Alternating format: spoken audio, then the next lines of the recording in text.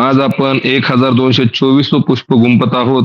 आजच्या प्रमुख वक्त्या आहेत आदरणीय महानंदाताई डाळिंबे. ताई भारतीय बौद्ध महासभेच्या केंद्रीय शिक्षक आहेत, पुणे येथून आहेत. आणि आजचा ताईंचा विषय आहे माता रमाई यांचा त्याग, सहनशीलता आणि त्यागाचे प्रतीक. माता रमाईने आपल्या जीवनाची सुरुवातच त्याग व सहनशीलतेने केली असे म्हटले तरी वावगे ठरणार नाही. रमाईचे बालपण गरिबीत व अनाथपणात गेले. त्यागाचं प्रतीक म्हणजे माता रमाई यांना मानलं जातं. बाबासाहेब आंबेडकर यांचं शिक्षण चालू असताना व सामाजिक कार्य चालू असताना रमाई अगदी सावलीप्रमाणे पाठीशी खंबीर उभा राहिल्या. तर आज अशा बऱ्याच विषयावरती ताई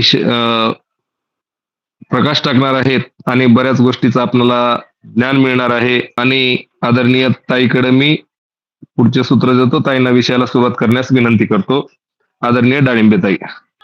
या जगाला विश्वकल्याणाचा मध्यम मार्ग दाखवणारे तथागत भगवान बुद्ध, दी बुद्धिस्ट सोसायटी ऑफ इंडिया अर्थात भारतीय बौद्ध महासभा संस्थेचे संस्थापक अध्यक्ष, विश्वरत्न विश्वभूषण परमपूज्य बोधिसत्व आधुनिक बुद्ध डॉक्टर बाबासाहेब आंबेडकर, माता यशोधरा, माता भीमाई, माता रमाई तसेच सर्व परिवर्तनवादी विचारांच्या महामानवांना आणि महामातांना विनम्र अभिवादन.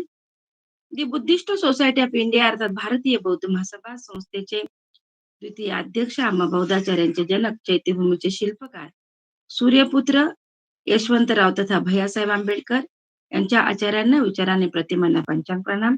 संस्थेच्या तृतीय अध्यक्ष महाउपासिका ममता सागर मीराताई आंबेडकर, संस्थेचे ट्रस्टी चेअरमन आदरणीय डॉक्टर हरीश रावलिया सर, संस्थेचे रिपोर्टिंग ट्रस्टी चेअरमन आदरणीय ऍडव्होकेट सुभाष जवंजाळे सर, संस्थेचे राष्ट्रीय कार्याध्यक्ष आदरणीय डॉक्टर भीमराव साहेब आंबेडकर, संस्थेचे राष्ट्रीय सल्लागार श्रद्धेय ऍडव्होकेट बाळासाहेब आंबेडकर यांच्या वायुवेगाने चालल्या बुद्ध धर्माच्या प्रचार आणि प्रसारास पंचांग प्रणाम. आज बहुजन हित आहे, बहुजन सुख आहे, त्याचबरोबर आता ही बरीचशी नावं आहेत, परंतु सर्व आयोजक ग्रुप आदरणीय आमचे मुकेश गायकवाड सर आणि सर्व आयोजक ग्रुप, त्याचबरोबर आपण सर्वांनीच प्रस्तावना पण केलेली आहे सरांनी आणि आपण सर्वांची नावंही घेतलेली आहेत. तरी पण माझे गुरुवर्य इथं उपस्थित आहेत आदरणीय दिलीप सरोदे गुरुजी आणि माझी मैत्रीण आहे अश्विनीताई पाटील आणि आपण नेहमीच माझे सर्व सहभागी, सर्व श्रद्धाशील संपन्न धम्मोपासक उपासिका बंधू भगिनी, सर्व भारतीय बौद्ध महासभेचे केंद्रीय शिक्षक गुरुवर्य, सर आदरणीय सर्व बौद्धाचार्य, आपल्या सर्वांना सविनय जय भीम, नमो बुद्धाय. खऱ्या अर्थानं आपण जो मला विषय दिलेला आहे तो त्यागमूर्ती रमाई. एक तासभर सांगायचं ना. तर हो ताई. आपण सरांनी मला सावित्रीमाई मी करते म्हणताना मला सावित्रीमाईंविषयी बोलायला सांगितलं होतं, पण मला त्या दिवशी वेळ नव्हता, त्यामुळे मी आपली दिलगिरी व्यक्त करते. आणि आपण आजचा जो विषय आहे सहनशीलता त्यागाचे प्रतीक माता रमाई. आपल्याला सर्वांनाच माहिती आहे की माता रमाईचं किती हालापत्ता माता रमाईनं सोसलेले आहेत. आता ह्या आपल्या माता रमाईचा जन्म रत्नागिरी जिल्हा दापोली तालुका वनंद या गावी झालेला आहे. भिकू धुत्रे आणि माता रुक्मिणी यांच्या पोटी. त्यांच्या रखुमाबाईंचं या अगोदर, रमाईच्या अगोदर एक अक्का नावाची एक मुलगी होती आणि त्या मुलीचं लग्न करून दिलं होतं. आपल्याला माहितीये की लहानपणीच मुलींचे पहिलं मुला-मुलींची लग्न लावून दिले जायचे. त्यानुसार इथं अक्काचा परत पुढे काही इथं उल्लेख आलेला दिसून येत नाही. अक्का आणि अक्का नंतर ही जी रामू आहे आपली सर्वांची रमाई, जसं की ते जे भिकू धुत्रे जे आहेत, जसं की आपलं गाव आहे आणि गावामध्ये त्यावेळेसच्या चातुर्वर्ण्य व्यवस्थेनुसार जे काही चांबारवाडा, मांगावडा, म्हारवडा अशी जे लोकवस्ती होती आणि त्या लोकवस्तीमध्ये 5-50 घरं जी काही आपली होती, मग जे काय भालेराव असतील, बनसोडे असतील, कांबळे असतील, त्याचप्रमाणे भिकू धुत्रेंचं ही घर या वस्तीमध्ये होतं. आणि बाकीचे जे घरं आहेत त्या घरांपेक्षा की भिकू धुत्रेंचं हे जे घर आहे, हे की असं टुमदार घर होतं. कारण भिकूचे मेव्हणे आणि भाऊ हे मुंबईला राहत होते आणि त्यामुळं त्यांच्याकडे जाणं-येणं भिकूचं होतं आणि त्यामुळं घर असं टुमदार होतं, की घराच्या बाजूला गुलमोहराचं झाड होतं, लिंबाचं झाड होतं. घराचा जो परिसर आहे, बाहेरचा वट्टा वगैरे ते स्वच्छ सारवलेला होता. काही जास्वंदीची झाडं, काही गुलाबाची झाडं अशी जी भिकू आपल्याला माहिती आहे ते वारकरी संप्रदायातून होते आणि त्यांना भजनाचा छंद होता. त्यानुसार मग ते पूजा-अर्चा त्यावेळेच्या प्रचलित व्यवस्थेनुसार त्यांना जी काही पूजेसाठी लागणारी फुलं होती, ती आजूबाजूला असं लावलेली असल्यामुळे असं छान असं टुमदार भिकूचं घर होतं. आता भिकू रुक्मिणीबाई ह्या दुसऱ्यांदा अ, गरोदर होत्या आणि त्याच वेळेस असं की जसं दिसामासा दिस गेल्यानंतर त्यांचे ते बाळंतपणाची वेळ जवळ आली आणि मग रात्री जेव्हा रुक्मिणीबाईला त्रास व्हायला लागला, आजूबाजूच्या 4 बायकांना भिकूंनी बोलवलं आणि मग त्या बायका ह्या रुक्मिणीबाईला आधार देत होत्या. आणि मग जसं-जसं पहाट होत गेली त्यावेळेस की दवाखाने वगैरे नसायचे त्या पद्धतीनुसार आपल्या घरामध्येच हे सगळे चाललेलं होतं. जसं-जसं पहाट होत राहिली आणि पहाटे-पहाटेला रुक्मिणीबाईला जास्त त्रास व्हायला लागला आणि मग त्याच वेळेस जसं की आभाळामध्ये सूर्य उगवणार आहे आणि असं लाली पसरलेली आहे आणि ती लाली बाजूला सरकवत असा सूर्य बाहेर येण्यासाठी धडपडतो आणि अशा वेळेस त्याच वेळेस जे की मंदिरातली घंटा वाजतीये आणि गायी असं की त्यांच्या वासराला पाजण्यासाठी त्यांना पाळणा आलेला आहे आणि त्या गायी हंबरड्या आहेत, वासरं सोडलेली आहेत. वासरं 4 पायावर उड्या मारतायत आणि पक्ष्यांचा झाडावर किलबिलाट सुरू आहे आणि जात्यावर दळणांचे जे की 4 आया-बाया पीठ हे करण्यासाठी दळण दळतात. ते घरघर आवाज येतोय. अशा सुंदर आणि जसं ते झाकलेलं कोंबडं आहे ते दिवस उगवते म्हणताना ते बाग देते. अशाच वेळेस रुक्मिणीबाईच्या पोटी एक कन्यारत्न जन्माला आलं आणि ह्या सगळ्याला साथ घाली ट्या-ट्या करत अशी गोंडस मुलीला रुक्मिणीबाईंनी जन्म दिलेला आहे. आणि त्यावेळेस मग हे बघितलं गेलं, की त्या ज्या 2-4 मावश्या, काक्या ज्या काही त्यांच्या जवळ असतात, तर त्या म्हणतात, "अगं रुक्मिणी, बघ किती गोंडस आहे, किती गोरीपाणी तुझं बाळ आहे, किती छान आहे." असं त्या कौतुक करत असतात. आणि मग त्यावेळेसच्या व्यवस्थेनुसार ह्या ज्या बाळाचं नाव आहे ते भागीरथी ठेवलं गेलेलं आहे.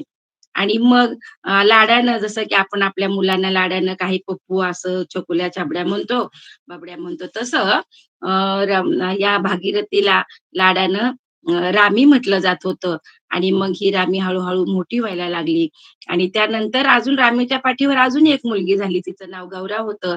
आता एका पाठोपाठ 3 मुली झाल्यानंतर मग रुक्मिणीबाई आणि भिकू आता यांना पुन्हा की त्यांनी तिथं जो काही आता ह्यातला आपण अंधश्रद्धेचा भाग काढून टाकूया. परंतु देवाला नवस केला असं त्यांनी हे केलं.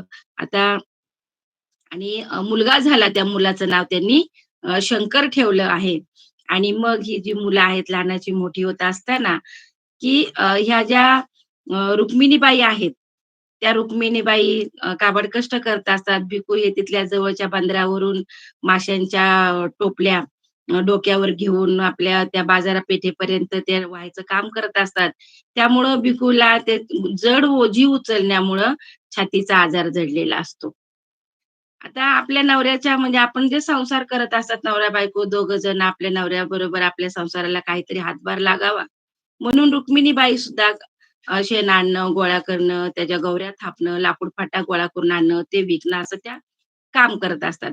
ज्यावेळेस आपली आई काम करत असायची, त्यावेळेस ही छोटी रामी आईच्या कामामध्ये मदत करायची. थोडी आईच्या कामामध्ये मध्ये-मध्ये लुडबुड करायची. घर झाडून काढ, 4 भांडी घासून घे आणि आईला कुठं स्वयंपाकाजवळ 2-4 लाकडं नेऊन ठेव, असं ती करत असायची. आणि मग हे करत असताना ज्यावेळेस ते चांगला असा यांचा सुखाचा संसार चाललेला होता. जरी 18-20 दारिद्र्य होतं, तरी पण की खाऊन पिऊन असं सुखी असं आणि भिकूला कुठलं व्यसन नव्हतं. छान असं टुमदार असं कुटुंब व्यवस्थित चाललेलं असतानाच असतात. आणि मग ते म्हणतात, "तू सांगू नको बरं का कोणाला किंवा माझ्या घरी कळू देऊ नको." पण आपल्याकडे तसं होत नाही आणि मग त्या मित्रांनी घरी आल्यानंतर काय केलेलं आहे किंवा भिकू दुपारीच घरी येतात. घरी आल्यानंतर मग रुक्मिणीबाई म्हणतात, "आज तुम्ही एवढ्या लवकर कसे काय आलात?" तेव्हा ते म्हणतात, "नाही असाच आलो." "नाही, नाही, पण तुमचा चेहरा काळवंडलाय." तर तेव्हा ते म्हणतात, की "नाही आता उन्हातून आलो ना." पण ही आपली रामी जी आहे छोटी पोर ही म्हणते, की "बाबा मी तुम्हाला अ, अंथरूण टाकून देते, तुम्ही आराम करा." आणि अशी छोटीशी पोर पण खूप गुणी असते आणि मग त्यामुळे हिचं कौतुक वाटत असतं. आणि मग तोपर्यंत मग दुसऱ्या दिवशी सकाळी काय होतं, हे जे मित्राची बायको आहे, ते मित्राने त्याच्या बायकोला सांगितलं, की काल भिकूला रक्ताची उलटी झाली. आणि मग त्या मित्राच्या बायकोनी हळूच रुक्मिणीबाईला सांगितलं, की "काल तुमच्या भाऊजींना असं-असं झालं." आणि त्यामुळं रुक्मिणीबाई मग खचल्या. रुक्मिणीबाईंना त्यांना आता काळजी वाटायला लागली. आणि मग त्या पण त्यांच्या म्हणजे की भिकूंना काही बोलल्या नाहीत. त्यांच्या पतीला त्या काहीच बोलल्या नाहीत. परंतु त्या आपल्या पतीच्या काळजीने खचायला लागल्या. आणि ज्यावेळेस मग आता ही मुलगी जी आहे, ती मुलगी आपलं थोडंफार काम करायची. आता हे जेव्हा की संध्याकाळचं जेवण-खाणं झालेलं आहे आणि जेव्हा की आई-वडील आणि मुलं अंथरुणामध्ये झोपायचे, त्यावेळेस आई आपल्या त्या मुलीकडं, रामीकडं काय करायची की तिच्या चेहऱ्याकडे बघायची, प्रेमाने बघायची, तिच्या डोक्यावरून हात फिरवायची आणि म्हणायची की "झोपली माझी बाय." आता "झोपली माझी बाय" म्हटल्यानंतर त्या म्हणायच्या नाही का लगेच तिचे वडील म्हणायचे, भिकू दुसरे म्हणायचे, "काय ती तिच्याकडून तू एवढी कामं करून घेते, तू कशाला एवढी कामं तिला सांगत असते?" तेव्हा त्या म्हणतात की "ऐकल तर ती कुठली माय माझी?" आणि असं प्रेमाने पिकलेला आपला हात तिच्या डोक्यावरून फिरवायचे. दोघे जण तिला निहाळायचे आणि मग हे सगळं काम करत असताना प्रत्येक वेळी रुक्मिणीबाई ह्या काय करायच्या, आपल्या मुलीला समजावून सांगायच्या. एक दिवशी तिनं असं एक भांडं चकाचक घासलं, पांढरं शुभ्र असं चकचकीत भांडं हे झालं आणि त्यावेळेस ती धावत पळत ती छोटीशी रामी आपल्या आईकडे गेली आणि आईला म्हणते, "आई, बघ हे भांडं मी किती छान घासले, बघ बरं." त्यावेळेस मग रुक्मिणीबाई म्हणतात, "बघ, हे भांडं कसं चकचकीत ठेवलं घासलंय तू, कसं आता हे स्वच्छ दिसतंय." असंच माणसाचं मन निर्मळ असावं. आपल्या मनामध्ये कोणाच्या विषयी असं काही वैर असू नये किंवा कोणाच्या विषयी आपल्या मनामध्ये असं वाईट असू नये. आपलं मन असं स्वच्छ, निर्मळ असावं. रामी असंच हे करायचं म्हणून असं ती प्रत्येक वेळेस समजूत घालायची. आणि मग एक दिवशी काय होतं, की ही रामी आता त्यावेळेसच्या काय ते पैसे असेल ढबू पैसा वगैरे, तो पैसा घेऊन येते आणि आपल्या आईच्या हातावर देते. त्यावेळेस आई तिला विचारते, "कुठून आणले पैसे?" त्यावेळेस मग ती सांगते, की "आई, शेजारच्या काकू आहेत ना, त्या आजारी पडल्यात. त्यांना थंडी वाजून आलेली आहे आणि त्यांनी मला बोलवलं आणि त्यांनी मला म्हणल्या, 'थोडासा डाळ-भात करून देते का?' मी त्यांना थोडासा डाळ-भात करून दिला आणि त्यांनी हे पैसे मला दिलेले." त्यावेळेस त्या म्हणतात, की "हे बघ रामी, माणसांना आपण एकमेकांना मदत करणं हे केव्हाही चांगलं. पण त्या बदल्यामध्ये आपण लोकांकडून काही घेऊ नये." असं सांगितल्यानंतर, "जा बरं ते तू पैसे परत देऊन ये." आणि मग रामी जाती आणि ते पैसे परत देते. म्हणजे की प्रत्येक वेळेस रुक्मिणीबाई काय करत असतात, आपल्या मुलीला समजून सांगत असतात आणि अशा सुसंस्कारात वाढलेली ही रामी आहे. आणि मग ज्यावेळेस आता की रुक्मिणीबाई आजारी पडायला लागल्यात, आता आजारी पडत आहेत त्या आणि त्यावेळेस ही काय करते, आपल्या आईला कामामध्ये मदत करते, स्वयंपाक करते, थोडं-थोडं काम करते तिच्या नाजूक-नाजूक हातांनी. आणि एक वेळ असं होतं की रुक्मिणीबाई अंथरूण धरतात आणि अंथरूण धरल्यानंतर मग 4 आजूबाजूच्या बाया त्यांना बघायला येतात. मग त्या समजून सांगतात. शेजारच्या म्हणा गोदाबाई असतील, अ, गंगाबाई असतील, राजूबाई असतील, कचरबाई असतील, अशा बायका बघायला येतात आणि त्यावेळेस म्हणतात, "काय गं रखमा, काय तू असं येड्यासारखी करती? काय म्हणून तू एवढी आजारी पडली? काय होतंय भिकूला? हं? बघ एवढी पोर तुझी कशी काम करती ते." नाही का? "सगळं त्या पोरीवर आणून सोडलंय तू, लवकर बरी हो." असं त्या समजूत घालत असतात. परंतु रुक्मिणीबाईचा आजार हा जास्तच बळावलेला दिसून येतो आणि मग काय होतं, की त्या आजारी पडल्या तर आता लेकरांना त्याचं काहीच कळत नसतं. पण हे रामीला थोडंसं कळत असतं. त्यामुळं रामी तिच्या आईची चांगली सेवा करत असते. आता सेवा करत असताना जेव्हा ती घरातलं काम करत होती, त्या वेळेस काय केलेलं आहे, आईने तिला तिची समजूत घातलेली, तिला चांगलं समजावून सांगितलेलं आहे आणि आई काय म्हणायची तिला, आता त्या लेकराला काय कळतंय 6-7 वर्षाच्या लेकराला, की रामी तू एवढी हुशार आहे, तू गुणी पोरगी आहे. उद्या तू मोठी झाली तर तुला चांगला नवरा मिळेल, तुझं चांगलं होईल, असं त्या बोलायच्या. आता तेवढीच कारण आपल्याला त्यावेळच्या प्रचलित व्यवस्थेनुसार लहान मुलींची लवकर लग्न व्हायची आणि त्या मुलीला जरी काही कळत नव्हतं, तरी पण आई तिला ते बोलायची आणि एक दिवशी काय म्हणते आई, आई रामीचा हात हातात घेते आणि रामीला म्हणते, "रामी, बघ आता माझं काही खरं वाटत नाही. माझं जर काही बरं वाईट झालं, बघ रामी, तू तुझ्या बापाची आणि तुझ्या ह्या 2 भावंडांची आई हो." असं आईनं सांगितलेलं आहे आणि त्या खूप आजारी पडतात आणि सगळे माणसं गोळा झालेले असतात. त्यांच्या अ, जे की भिकू धोत्रे आहेत त्यांनी आपल्या मेहुण्यांना बोलवलेलं असतं मुंबईवरून. त्यांचे काका आलेले असतात म्हणजे रामीचे काका हे लोकं आलेले असतात. आणि मग अशा ह्याच्यामध्येच रुक्मिणीबाई रुक्मिणीबाईंचं निधन होतं. आता ह्या वेळेस काय आहे, की भिकू धुत्रे हे आहेत, वडील आहेत, रामीचे वडील आहेत. ही 2-3 लेकरं आहेत. आता 4 आया-बाया असतात, त्या येतात. अ, जे काही पाहुणे वगैरे आलेले असतात, आजूबाजूचे लोकं आलेले असतात. लेकरांना घेतात, लेकरांना जवळ घेतात, लेकरांच्या डोक्यावर हात फिरवतात. बायका आपले डोळे पण आपल्या पदराने पुसतात, लेकरांचे डोळे पुसतात आणि किती एवढं सगळं हे असतं. पण त्यावेळेस ह्या लेकरांना काही कळत नसतं.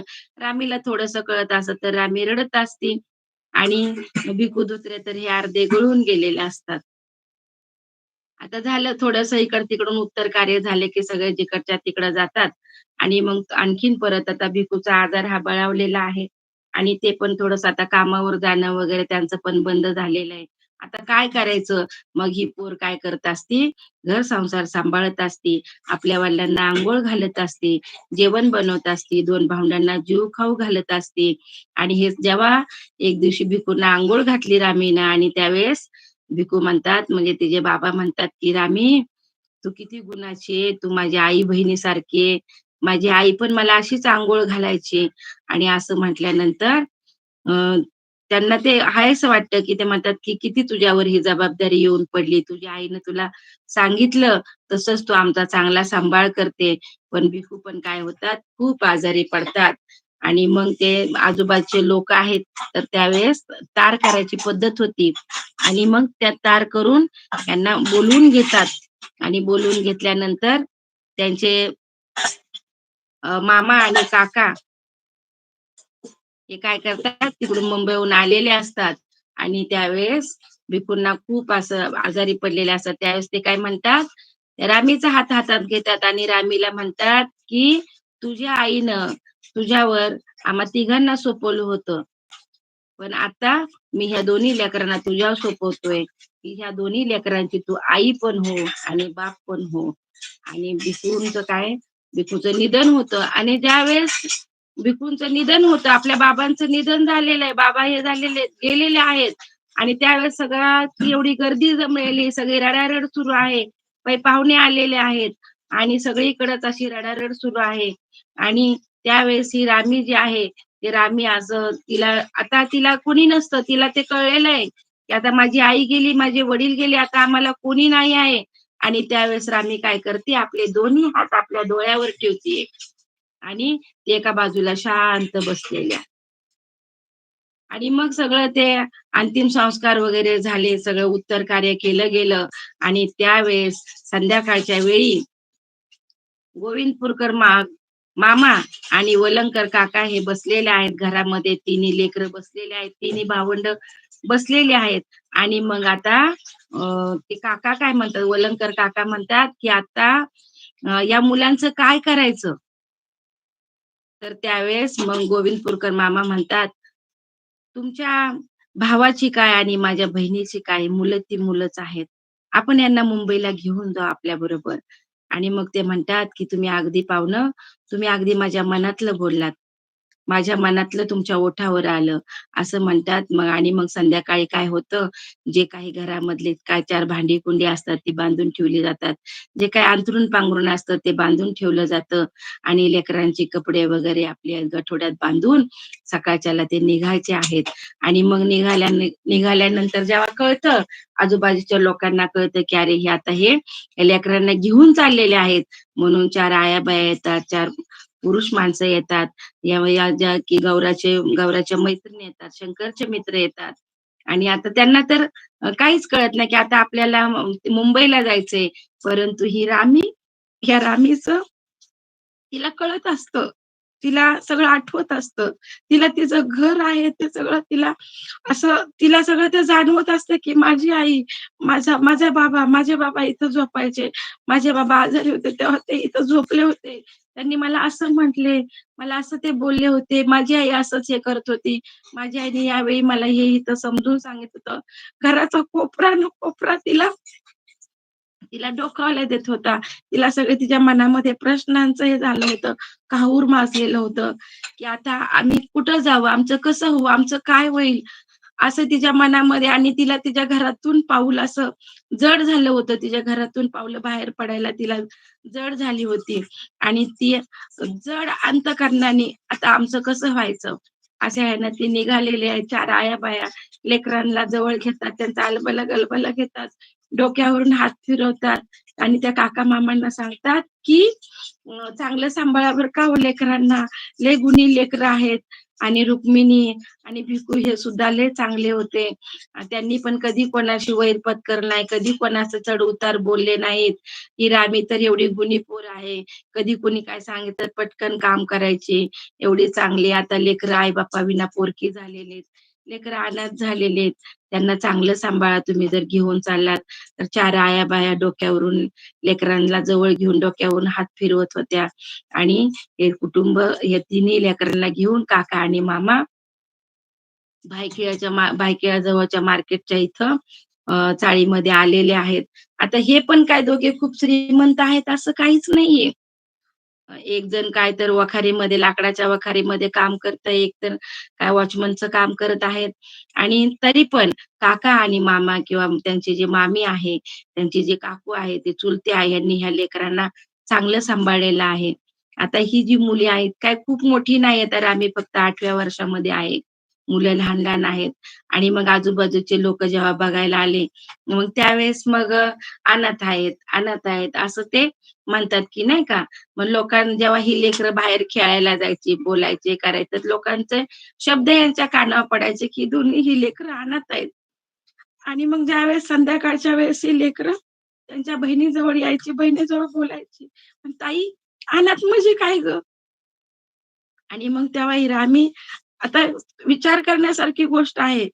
जेव्हा की एखाद्याच्या घरामध्ये आश्रित राहणं की आपण आपले मुलाबाळांना वाढवत असताना आपले कुणाचे पण आई-बाप आपल्या मुलांच्या ज्या काही गरजा आहेत, त्या भागवतात, की त्यांना प्राधान्य देतात.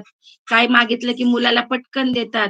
तसं एखाद्याच्या जर घरामध्ये राहायचं असेल आणि त्यांची त्यांची मुलं-बाळं आहेत, त्यांचे आई-बाप आहेत आणि आपले आई-बाप नाहीयेत आणि अशा घरामध्ये जर आपल्याला कसं तरी म्हणजे की त्यांचे उपकार आहेत, अनंत उपकार आहेत, की ते आपल्याला सांभाळतात ते. तर त्यांच्यापुढं मुलं हट्टाने काय मागू शकतात का? हात-पाय फोडून काय मागू शकतात का? कुठलं एखादं भांडं फेकून मागू शकतात का? नाही मला पाहिजे. का आईचा पदर ओढून मागू शकतात का? काय करू शकतात ही लेकरं? ही अनाथ असलेली आश्रितांचं जीवन हे शब्दात वाखाणण्यासारखं नाहीये. आणि तिन्ही लेकरं तिथं आश्रित म्हणून जीवन जगत होती. ठीक आहे, ह्या लेकरांना जर असं वाटलं, की एखादा पदार्थ खायचा आहे आपल्याला, तर त्यावेळेस जर मामीला किंवा काकूला मागितला, तर तो त्यांना दिला जायचा. परंतु ही जी लहान 2 मुलं आहेत, शंकर आणि गौरा, ती संध्याकाळी झोपून जायची. तेव्हा रामी जेव्हा झोपायची, तेव्हा रामीला तिची आई, तिचे वडील त्यांची आठवण होत होती. तिला झोप लागत नव्हती. रामी झोपेतच रडायची आणि ती म्हणायची, "तुम्ही का? का गं आई? मला का एवढ्या लवकर सोडून गेली? का आम्हाला एवढ्या लवकर सोडून गेली?" असं ती म्हणायची, रडायची, झोपेतच रडायची आणि ही भावंडं ज्यावेळेस बाहेरून खेळून यायची, त्यावेळेस घराच्या कुठल्यातरी कोपऱ्यामध्ये जी 3 भावंडं बसत असतील आणि त्यावेळेस ती भावंडं रामीला विचारायची, "ताई, की अनाथ म्हणजे काय असतं गं? अ? आणि त्यावेळेस ती रामीचं बालपण हरवलं होतं. जेव्हा आई-वडील गेले, तेव्हा रामीचं बालपण हरवलं. रामी प्रौढ झाली. रामीला वाटतं ही माझी भावंडं, ही लहान आहे, त्यांना कळत नाही. पण रामीचं तरी काय वय असं मोठं होतं, की तिला कळत होतं. परंतु त्या लेकरांच्या पेक्षा ती थोडीशी मोठी होती आणि तिला आता प्रौढत्व आलं होतं आणि त्यानुसार दोन्ही भावंडांना जसं की कोंबडी तिच्या पंखामध्ये आपल्या पिल्लांना पंखाखाली घेते, तसे दोन्ही भावंडांना जवळ घेऊन ही रामी त्या दोन्ही भावंडांना समजून सांगत होती. असं करतानाच की आता की रामी 9 वर्षाची व्हायला आलेली आहे आणि आता त्या ह्याच्यानुसार तिचं लग्न करायचंय तिच्या वयानुसार आणि पाहुणे बघत आहेत आणि त्याच वेळेस की इकडे रामजी बाबा पण त्यांच्या लाडक्या भिवाला पोरगी बघत असतात. 2 मुली बघून झालेल्या असतात. एका मित्राने एक रंभा नावाची मुलगी दाखवली असते. ती पण रामजी बाबांना पसंत पडलेली असते. दुसऱ्या मित्राने राधा नावाची मुलगी दाखवलेली असते. तीही रामजी बाबांना पसंत पडलेली असते. परंतु रामजी बाबांना कोणीतरी सांगितलेलं असतं, की ते की ते वलंकर आहेत आणि ते गोविंदपूरकर आहेत. यांच्याकडे 3 अनाथ मुलं आहेत आणि त्यात रामी नावाची एक मुलगी आहे. ती मुलगी खूप हुशार, गोड गोड आणि चुणचुणीत आहे. जेव्हा हे रामजी बाबांना कळतं, त्यावेळेस रामजी बाबा काय करतात, त्यांच्या घराचा शोध घेत-घेत तिथपर्यंत जातात आणि म्हणतात, "अहो वलंगावकर, आहेत का घरात?" आणि मग त्यांना ते हे वाटतं, की "अरे, एवढे मोठे सुभेदार आपल्या घरी कसे काय आले? हां, या, या, या, बसा, बसा." मग त्यांना बसायला टाकलं जातं आणि मग तांब्या भरून पाणी घेऊन रामी आपल्या समोर येते आणि मग म्हणजे की रामजी बाबांना पाणी दिल्यानंतर मग ते सांगतात रामजी बाबा इथं येण्याचं कारण सांगतात, की "तुमच्या बहिणीची पोर आहे ना हो तुमच्या घरामध्ये?" मग तेव्हा म्हणतात, "हां, आहे, आहे." आणि मग ते हे करतात, की "बोलवा त्या पोरीला." आणि मग ती रामी हळूच येऊन तिला बसवलं जातं समोर आणि ती अशी समोर येऊन बसते, की ती तुझी पापणी सुद्धा वरती करत नाही. एवढी शालीन, एवढी सुसंस्कृत आणि त्यावेळेस मग रामजी बाबा विचारतात, "तुझं नाव काय?" त्यावेळेस मग सांगते, ते रामी सांगते, "माझं रामी." एवढंच बोलते आणि खालच्याच मानेनं ती परत घरामध्ये जाते. त्याच वेळेस जात असताना रामजी बाबा तिच्या हातावर खडी साखरेची पुडी देतात. आणि मग झालं आता घरी गेले, की रामदेव बाबा सांगतात त्यांच्या ज्या लाडकी बहीण आहे मीराताई आणि मीराताईंना सांगतात, की "मी भिवासाठी तुला काय सांगू ताई, मी भिवासाठी एक पोर बघितली, एवढी पोर चांगली आहे." असं ते सांगतात. आणि त्याच वेळेस ते हसतात. कारण त्यांना माहितीये की रामजी बाबांचं काय असतं, की अगोदर 2 पोरी बघून झालेल्या तरी पण अजून ते म्हणतात, की "अहो रामजी बाबा तुम्ही तर अगोदर 2 पोरी बघून झालेल्या आहेत आणि तरी पण तुम्ही अजून हे करताय." "नाही, नाही ते काही का असेना पण ही पोर अनाथ आहे. माझ्या भिवाला जशी पाहिजे तशी पोर आहे. कारण माझा भिवा हा ज्ञानपिपासू आहे. तो अभ्यासू आहे, तो हुशार आहे आणि त्याच्या अभ्यासात अडथळा न करणारी, ही सहनशील असणारी, ज्यांना जिला मायबाप नाहीत अशी सहनशील पोरगी पाहिजे आणि म्हणूनसाठी त्या पोरीला आपण काय करूया मागणं घालू. त्यांना मी लगेच निरोप पोहोचवतो आणि मग लगेच दुसऱ्या दिवशी काय केलेलं आहे तिकडं सांगितलेलं आहे, की तुमची पोरगी आम्हाला पसंत आहे. आता सगळीकडं हे झालेलं आहे, की लग्न ठरलं, की आता हे झालेलं लोकं कसे आहेत, की 4 लोकं इकडून बोलणारे असतात, 4 लोकं तिकडून बोलणारे असतात. मग लोकांना वाटतं कुठे ते रामजी बाबा आणि कुठे ही अनाथ पोरगी, कसं काय जमायचं यांचं, नाही का? असं बोलणारे पण असतात. आता 4 आया-बाया पाणीला नळावर गेले, की काय-काय बोलणारे. अहो, ती पोरगी तर काही शिकलेली नाही आणि मग असं कसं काय? आणि असं कुठं जुळतंय का? पण ज्यावेळेस रामजी बाबा यांच्या घरी येतात, वलंकराच्या त्यावेळेस मग रामजी बाबा जेव्हा त्यांनी बोलतात, त्याच वेळेस वलंकर मामा आता म्हणतात, की हे काका म्हणतात, की "आता कसं काय बाबा?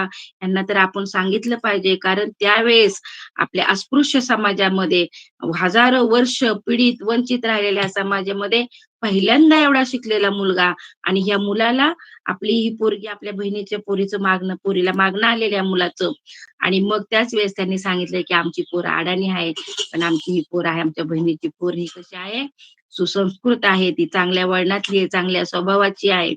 आणि म्हणूनसाठी त्यांनी अगोदरच सांगितलेले आहेत आणि मग 4 बायका कुजबुज करायला लागतात आणि ते सुद्धा म्हणजे की उनं-दुनं 4 चढ-उताराचे शब्द आहेत, हे सुद्धा रामीने तिथं पचवलेले आपल्याला दिसून येतात. काय करणार शेवटी आश्रित ते आश्रितच असतात. कुणी जरी काय जरी बोललं तरी ते ऐकून घ्यायचं असतं. कारण हे आश्रितांना कसं, की जेवत जरी असलं, तरी जेवत्या ताटावर बसलेलं असताना सुद्धा जे काम सांगणार नाही ते सुद्धा आळशी असतात. असं या आश्रितांचं जीवन असतं आणि असं ते जीवन जगत असताना हे लग्न जमलेले, लग्नाची तारीख ठरलेली आहे आणि त्या लग्न कुठं? तर बायखळ्याच्या मच्छी मार्केटमध्ये. हं. ज्या दिवशी लग्नाचे आता लग्न जरा वेळाने होणार आहे आणि तिकडे सगळीकडे माणसं आलेली आहेत आणि मग ते लग्न कुठं तर गटारेवर लाकडं टाकलेले आहेत, फळ्या टाकलेल्या आहेत. माश्यांचा बाजार असल्यामुळे सगळ्या माश्या घुंगतायत. लोकांनी नाकाला आपले कोणी बायकांनी पदर लावलेत, कोणी पुरुषांनी रुमाल लावलेले आहेत. अशा ह्याच्यामध्ये की नवरा-नवरी आपली बाहुल्यावर उभी राहिलेली आहे. दोघांच्या हातामध्ये हार आहेत आणि तिकडे मंगलाष्टका सुरू झालेली आहे. परंतु त्याच वेळेस की पुढून नवरदेव उभा राहिला तर नवरदेवाच्या हुंदक्याचा आवाज या नवऱ्या मुलीला येतो. ज्यावेळेस रामीला वाटतं की ज्यावेळेस हे दोघं बाहुल्यावर चढलेले आहेत, त्यावेळेस रामीच्या मनामध्ये असंख्य प्रश्न आहेत. असंख्य तिच्या मनामध्ये विचार घोळवतात, की "आई, तू आता हे सगळं बघायला हवी होती. बघ, आपल्या समाजामध्ये सगळ्यात जास्त शिकलेल्या मुलाबरोबर माझं लग्न होतंय. तू का एवढी लवकर सोडून गेली मला? बाबा, तुम्ही का लवकर एवढ्या लवकर गेलात तुम्ही निघून? माझा आता मला किती चांगला केवढा शिकला सवरलेला नवरा मला मिळालाय." असं तिच्या मनामध्ये तिला ती आई-बापांच्या आठवणीने तिचं मन सगळं व्याकुळ झालेले. तिच्या डोळ्यातून अश्रू गळगळतायत. त्याच वेळेस पुढून नवऱ्या मुलाचा पण हुंदका तिला ऐकायला येतो. त्यावेळेस तिला बघते तर काय, नवऱ्या मुलाच्या पण डोळ्यातून पाणी येते आणि मग त्यावेळेस तिला असं वाटतं, मी माझ्या आई-वडिलांच्या अ, आठवणीनं व्याकुळ झालेली आहे. पण आपल्याला माहिती आहे, की लाडक्या भिवाच्या आईचं सुद्धा भीमाईचं निधन हे अ, बाबासाहेब 6 वर्षाचेच असताना झालेलं होतं आणि असं झाल्यानंतर क्षणार्धात तेवढ्यातच आवाज येतो, "लवकर आवरा, लवकर आवरा, बाजार भरायचा आहे." नाही का? आणि मग त्या मंगलाष्टका होतात आणि मग एकमेकांनी जेव्हा हार गळ्यात घालतात, त्यावेळेस रामीची इथं रमाबाई भीमराव आंबेडकर एका क्षणात झालेली आहे. आणि मग 4 आया-बाया, लग्न-बिग्न मग ते गाणं वगैरे पहिलं जुन्या पद्धतीनुसार गाणी म्हटली जातात आणि मग ज्यावेळेस नवरी-मुलीची रवानगी होते, त्यावेळेस मग तिथल्याच 4 आया-बाया परत त्या नवरीला जवळ घेतात आणि तिच्या डोक्यावरून हात फिरवतात आणि मग इकडं सासरच्या मंडळींना सांगतात, "पोर गुणाची आहे बघा. आमच्याकडे एवढी 1-1.5 वर्ष आमच्या चाळीत राहिली, पण कधी कुणाला टाकून बोलली नाही, कधी कुणाला उलटून बोलली नाही, कधी कुणाला माघारी बोलली नाही. चांगले सांभाळा, अनाथ आहेत लेकरं. खूप चांगली पोरगी आहे ही." नाही का? आणि ही 2 लेकरं पण होती ती. तर हे असं सगळं बघत असताना मग ज्यावेळेस आता हे रामजी बाबाच्या घरामध्ये सुनबाईन होऊन म्हणून रामी येते, तर रामीची रमा झालेली आहे. आता सगळ्या घरात रमा, रमा, रमा सगळे रमा म्हणतात आणि साहेब आवडीनं रमाला रामू म्हणत असतात. आता मग घरामध्ये जिजाबाई आहेत, सासूबाई, सावत्र सासूबाई आहेत, ते बाबासाहेबांचे सावत्र आई आहेत. त्या आहेत. इथं लक्ष्मीबाई जाऊबाई आहेत, आनंदराज आहेत. जे ते आनंदराव त्यांचे मोठे धीर आहेत घरामध्ये आणि मीरा आत्या आहेत. मीरा आत्या थोड्याशा अपंग असल्यामुळं तर त्या असं काय करत होत्या, ही रामू काय करायची सगळ्यांचं जिथल्या तिथं करायची. नुसतं सगळ्यांच्या तोंडात रामू, रामू, रमा, रमा, रमा काय काम सांगायचं की लगेच रामजी बाबा भाजीला जरी चालले की तरी विचारायचे की "रमा काय आणायचं? काय आणू भाजीला?" म्हणजे एकदम आनंदी आनंद सगळ्या घरामध्ये वातावरण सगळे झालेले. रामजी बाबाला सकाळी पूजेची फुलं पाहिजे, ताट पाहिजे, ताट सजवून देणार आहेत. लक्ष्मीबाईला स्वयंपाकामध्ये मदत करणार आहेत. मीरा आत्याला अंघोळीला पाणी द्यायचंय, मीरा आत्याला तोंड धुवायला पाणी द्यायचंय, मीरा आत्यांचे केस विंचरायचे, त्यांना जेवण वेळेवर द्यायचं. सगळं नुसतं म्हणजे सगळ्या घरामध्ये नुसतं रमा-रमा होतं आणि एवढं कौतुक होतं. अशा ह्याच्यामध्येच आणि मग बाबासाहेबांचं की ह्या लाडक्या भिवाची मॅट्रिकची परीक्षा आहे आणि घरामधलं वातावरण एकदम शिस्तबद्ध आहे. आणि मग सकाळीच भिवाला आपल्या शाळेत जायचं आहे. त्यांच्या शाळेची लगबग लक्ष्मीबाईंनी सांगावं, की आता कसं करायचं, डबा कसा भरायचा, काय बोलायचं, कसं बोलायचं हे सगळं मोठ्या जावेनं शिकवावं. असं छान असं की छान असं घरामधलं वातावरण आहे. आणि भिवाची परीक्षा आहे आणि परीक्षा मग वातावरण एकदम स्टिक आहे. कारण रामजी बाबा हे सैन्यामध्ये सुभेदार होते म्हणून घरामध्ये शिस्त होती आणि त्यानुसार घरातलं वातावरण होतं आणि मग अभ्यास वगैरे चांगला चाललेला आहे. परीक्षा झाली आणि परीक्षा झाल्यानंतर रिझल्ट आहे आणि त्या दिवशी मग रामजी बाबा सकाळच पूजा अर्चा, चहा-पाणी करून आवरून शाळेत जातात आणि शाळेत गेल्यानंतर बघतात तर आपल्या बिवाचा रिझल्ट बघतात आणि सगळ्यात म्हणजे पहिला नंबर आलेला आहे. एवढे चांगले मार्क्स पडलेले आहेत. एका हातामध्ये ते हे रिझल्ट घेतलेला आहे आणि डोळ्यातून घळा-घळा अश्रू आहेत रामजी बाबांच्या आणि नुसतं की आपला भिवा पास झाला, आपला भिवा पास झाला असे ते येत आहेत आणि घरी आल्यानंतर मग सगळीकडे आनंदी आनंद, सगळ्या समाजामध्ये आनंद झालेला आहे आणि की मॅट्रिकची परीक्षा पास झालं म्हणजे काय झालं हे काही म्हणजे की काही रामूला कळत नसतं आणि मग सगळीकडे की आपले जे आपल्या समाज बांधव आहेत ते काय करतात, त्या भिवाचा सत्कार करतात, गळ्यामध्ये हार घालतात, काय-काय हे करतात आणि त्यानुसार की मग रामाला एवढंच माहिती आहे, की सत्कार सोहळा करणं, गळ्यामध्ये हार घालणं म्हणजे मॅट्रिकची परीक्षा झाल्यानंतर असं खूप कौतुक असतं मॅट्रिक झाल्यानंतर. हेच रामाला माहिती आहे. आणि अशातच हे सगळं चाललेलं असताना त्याच वेळेस बुद्ध चरित्र हे केळुस्कर गुरुजींनी लाडक्या भिवाला सप्रेम भेट दिलेलं आहे. आणि ते पुस्तक काय करतात बाबासाहेब रोज वाचतात, की वाचून झाले तरी पण सारखं उशाला असतं. पण एक दिवशी काय म्हणतात बाबासाहेब, की रमा रामू तू शिकायला हवं आता. तेव्हा त्या म्हणतात, की "मी का शिकायचं? आपण एवढी मोठी-मोठी पुस्तकं वाचता, आपण एवढं शिकता, हे काय कमी आहे का? मी कशासाठी शिकायचं?" मग त्यावेळेस बाबासाहेब म्हणतात, "अगं रामू, महात्मा फुलेंनी नाही का सावित्रीमाईंना शिकवलं? आणि त्या सावित्रीमाईंनी दगड-धोंडे खाऊन महिलांपर्यंत हा वसा पोहोचवलेला आहे. हं. आणि मग का नको तोच आपला कुलपुरुष मानायला?" आणि मग मग मग त्या म्हणतात, की रमाई म्हणतात, ठीक आहे, मी शिकन पण एका अटीवर." "मग कुठली अट?" तर साहेबांनीच मला शिकवायचं. म्हणजे त्या बाबासाहेबांना साहेब म्हणत होत्या. मग जसं-जसं बाबासाहेबांना जमलं तसं-तसं बाबासाहेबांनी रमाईला अक्षर ओळख शिकवलेली आहे. मग हळू त्यांना लिहायला वाचायला आलेलं आहे आणि त्यानुसार जे बुद्ध चरित्र आहे, ते बुद्ध चरित्र एक दिवशी काय करतात, रामजी बाबा म्हणतात, "हे पुस्तक मला तू वाचून दाखवते का?" आणि मग काय करतात, जसा-जसा वेळ मिळेल तसं-तसं रामजी बाबाला रमाई पुस्तक वाचून दाखवत असतात आणि आपली सूनबाई, आपली रमा ही खूप अशी गोड मुलगी आहे, चांगली आहे. पण या काय व्हायचं, की रमाई अधून-मधून शांत, गंभीर चेहऱ्याने बसायच्या आणि त्यावेळेस मग रामजी बाबा हे वडिलांसारखे प्रेम करत होते आपल्या सुनेवर. त्या म्हणायचे, की "रमा, तू एवढे सगळ्यांची सगळी चांगली कामं करते, एवढं सगळं सगळ्यांना हवं, नको सगळ्यांची विचारपूस जिथल्या तिथं सगळं काम करते तू. पण तू कधी-कधी अशी का बसलेली असते? काय असं वाटतं का? का खिन्न उदास बसती तू?" त्यावेळेस मग त्या म्हणतात, की "बाबा, माझी आई गेली ना, त्यावेळेस माझ्या आईनं मला सांगितलं होतं, तू तुझ्या बापाची आणि या 2 लेकरांची तू आई हो. पण जेव्हा माझे बाबा गेले ना, तेव्हा माझ्या बाबांनी मला सांगितलं होतं, की रामी, तू ह्या दोन्ही लेकरांची आई पण हो आणि बाप पण हो. मी आपल्या घरामध्ये आले. मला सगळं इथं मिळतं. सगळं आनंद आहे. सगळ्या मला जे हवं नको ते सगळं मला मिळतं. पण माझ्या दोन्ही भावंडांची मला सारखी आठवण होते." रामजी बाबा म्हणतात, "हे पोरी तू अगोदर का नाही सांगितलं मला?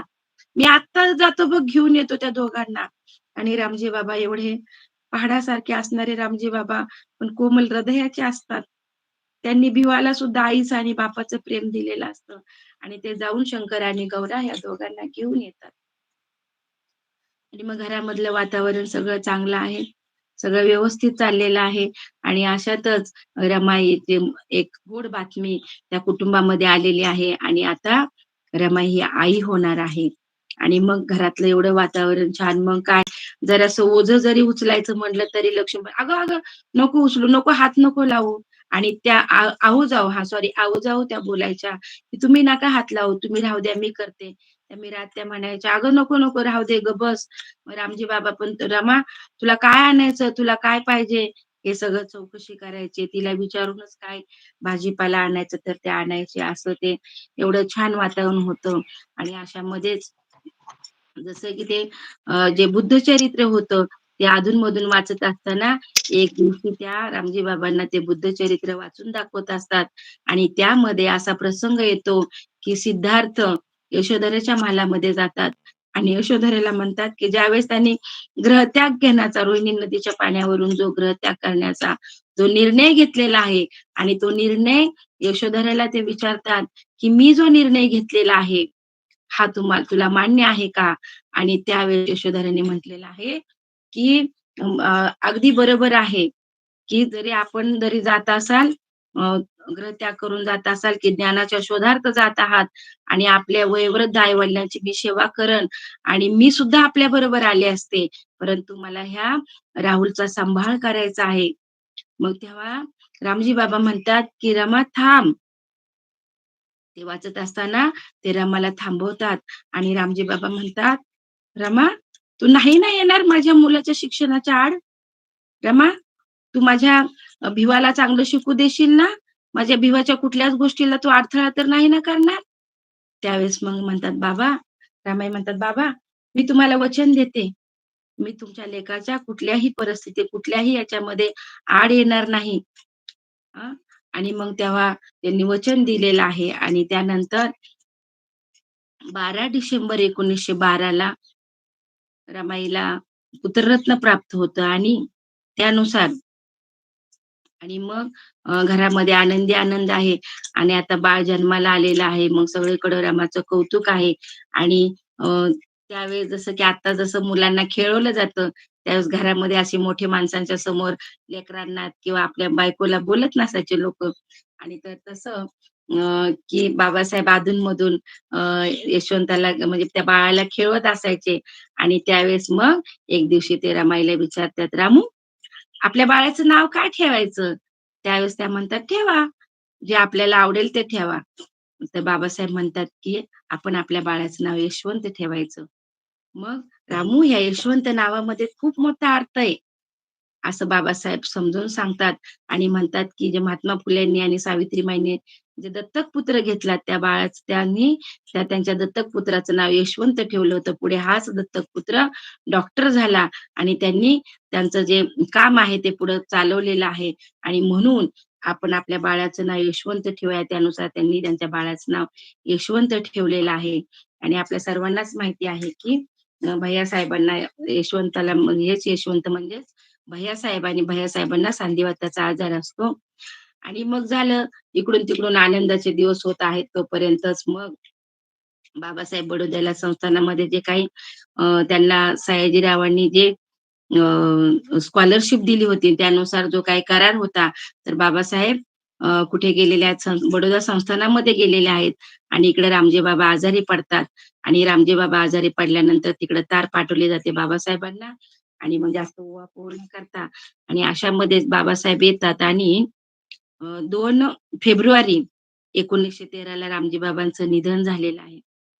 आणि रामजी बाबांचं निधन झाल्यानंतर मग आपले जरी सासरे जरी असले, तरी पहाडासारखा, पर्वतासारखा आणि एवढे मोठे सुभेदार रामजी बाबा हे वडिलांचं प्रेम हे आपल्या सुनबाईला देत होते. घरामध्ये सगळं दुःख झालेलं आहे आणि बाळ पण लहान आहे आणि मग अशामध्येच की हे सगळं कार्यक्रम, उत्तर कार्य वगैरे झाल्यानंतर बाबासाहेबांकडे केळुस्कर गुरुजी रमाईकडे येतात खरं तर आणि रमाईला समजावून सांगतात आणि अशा वेळेसच मग बाबासाहेबांना अमेरिकेमध्ये जायचं आहे आणि बाबासाहेब 1913 ला अमेरिकेला गेलेले आहेत आणि त्यावेळेस मग रमाई दुसऱ्यांदा गरोदर आहेत आणि मग बाबासाहेब तिकडे पोहोचल्यानंतर जेव्हा 12 डिसेंबर 1912 ला रमाई आई झाल्या आणि 2 फेब्रुवारी 1913 ला रामजी बाबांचं निधन झालं आणि त्याच नंतर 21 जुलै 1913 अमेरिकेमध्ये बाबासाहेब पोहोचतात आणि पोहोचल्यानंतर मग तिकडून एक पत्र पाठवतात. आता हे पत्र पाठवल्यानंतर ते पत्र जेव्हा इकडे येतं तेव्हा मग रमाईला शिकवलेलं आहे बाबासाहेबांनी आणि मग ते पत्र ते सगळ्यांना वाचून दाखवतात. आपल्या यशवंताला आता यशवंताला तरी काय कळतंय, पण ते एवढ्याशा लेकराला पण ते वाचून दाखवतात ते पत्र आणि मग असं मग काही दिवस झाले, की काय केलेलं आहे, काय झालेलं आहे, की रमाईनं दुसऱ्या बाळाला जन्म दिलेला आहे. आता दुसऱ्या बाळाला जन्म दिले, हे बाळ झालं खरं, पण हे बाळ कधी त्यानं बाळसं पकडलं नाही. सारखं आजारी-आजारी होतं आणि हे बाळ मृत्युमुखी पडतं. आणि मग अ, जरी हे बाळ गेलं तरी पण मग ज्यावेळेस पत्रातून बाबासाहेबांना कळवायचंय, आता आपल्या साहेबांना हे कळवायचंय, त्यावेळेस बाबासाहेबांना रमाईनं साहेबांना जेव्हा पत्र लिहिलंय, तेव्हा त्या म्हणतात, की "हे जे दुःख आहे तुम्ही माझ्यावर सोडून द्या. तुम्ही तुमची काळजी घ्या. तुमच्या तब्येतीची काळजी घ्या." असं त्यांनी सांगितलेलं आहे. आणि असं ज्यावेळेस इकडं आता अ, रामजी बाबा गेलेले, तर रामजी बाबांची जी पेन्शन होती, त्याच्यावर घर कसं तरी चालत होतं. आणि हे करत असताना हे जो काही संसार आहे तो कसा चालवायचा?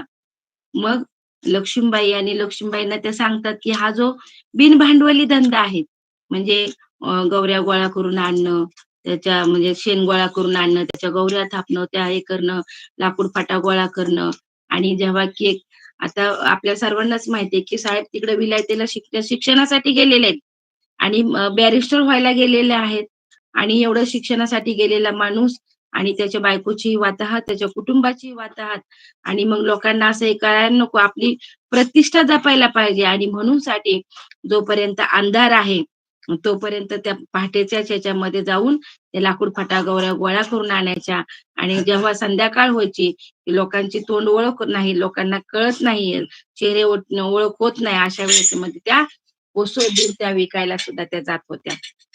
म्हणजे असं त्यांनी काय केलेले आहे, आपली प्रतिष्ठा सुद्धा जपलेली आहे.